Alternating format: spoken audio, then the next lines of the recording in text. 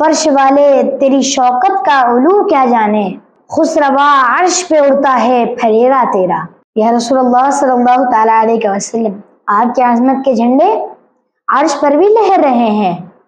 فرش والے آپ صلی اللہ تعالیٰ علیہ وسلم کی عظمت و شان کیا جانے۔ اللہ تعالیٰ قرآن مجید میں ارشاد فرماتا ہے وَرَفَعْنَا لَكَ ذِكْرَكَ، ہم نے آپ کی خاطر آپ کے ذکر کو بلند کیا۔